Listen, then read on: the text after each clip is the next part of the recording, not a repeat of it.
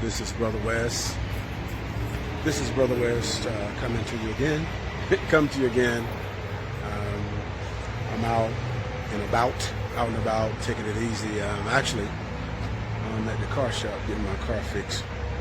And as I'm getting my car fixed, I want to come over here and help someone who's, you just lost your job, you just lost your marriage, you just lost your relationship, you just lost your money, you lost your freedom.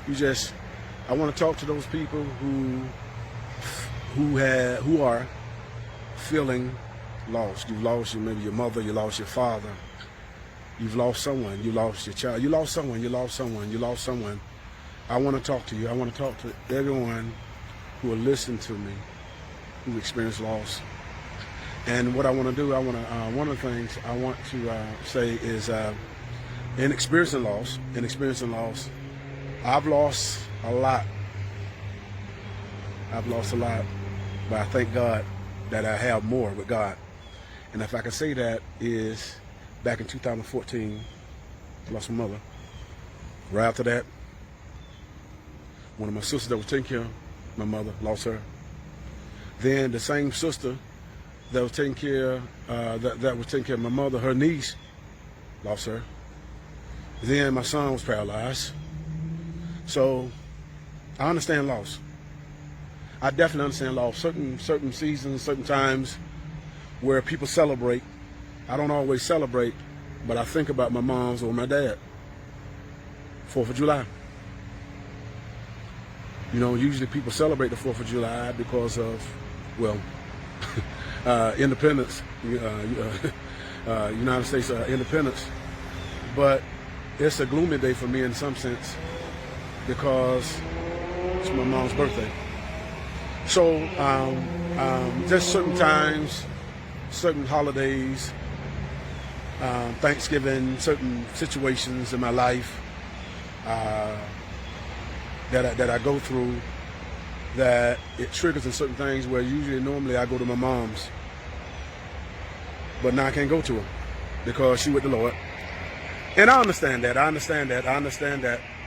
Even God consoled me. He consoled me. God loved me so much. And I love my mom so much that he consoled me because I've always felt like my mom was my best friend. I always felt like my mom is the only one in my life that has my best interests at heart, who won't manipulate me, who won't take advantage of me, but who will push me forward. And when she died, I felt like a part of me died. And so what it did, though, I learned how to, through her death and through time, I learned how to deal with it. I learned how to remember the good stuff, remember the good times. And I look at it, and what I do, I look at how many years we were together, how many years I knew her. I knew her 40-something years, and so, well, God blessed me so to have 40-something years with my mama. And so in me having 40-something years with my mama, I'm grateful for that, because in those years, Mom instilled into me what I am now. Matter of fact, God told me after my mom had passed, he said that, let me tell you something. He said, son, I took your mother, but I left you a gift. I left you a gift. And he said that I left you her sound. I left you her spirit. And so, in death, that's life. Because what happened was, in me, there was something in me that was asleep. It was asleep. That was buried. But when my mom died, when my mom passed, or when God took my mother, something in me woke up. It had to wake up, because Mama ain't here no more. And so the things that I once went to Mama for wisdom and for advice, I turned to God. And it was so, God fixed it so even God, there was a time in my life when my son was paralyzed, and I felt like no one would help me. I felt all alone. I felt angry because no one, I felt in my mind, would help me with my son. And God helped me with that, because God gave me the strength to be able to do that. I can't worry about what somebody else don't do. I have to worry about what I do for God. I have to worry about what I do that's right. Even concerning my kids. I have to make sure I do what I feel is right as the priest and as his father, or as her father.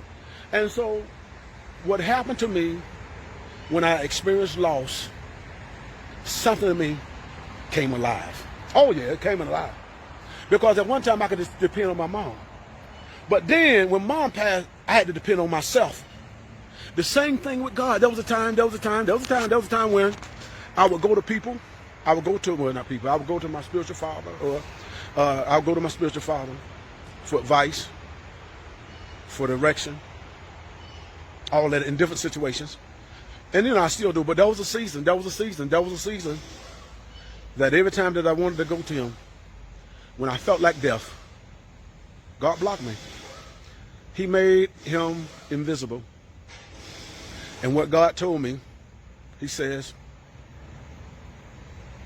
the same God that I put in him, the same power that I put in him, the same wisdom that I put in him, the same authority that I put in him, the same insight that I put in him, I'm in you. It's in you. And you know what God told me to do? Look within. He told me to look within, look within. And so in everything I do now, I look within. I go to God, I look within. I could be angry, I could be upset, but I'm going to look within. I'm not going to do no with my hand, because matter of fact, when I wrote my book, Secrets, I wanted to use my hand because there was a situation that popped off that hit me a certain way. And as a man, you know, a man responds like a man. Man responds like a man. And so I was going to respond like a man. I was going to do something. I was going to handle it. I was going to handle it. I was going to handle it because I was going to handle it. But God told me, don't use your hands. Use your heart. Don't use your hands, but use your heart. And find me in those dark places. Find me. Because in those painful, dark places, there you will find my revelation. You will find my wisdom. You will find my understanding. And so what happened was, my pain from loss, from hurt, and all of that, it became my history. My pain became my history. And so now, I'm telling the story. I'm telling the story that God is good. I'm telling the story that he can deliver from anything God can. And he will. Is that all right? God bless you.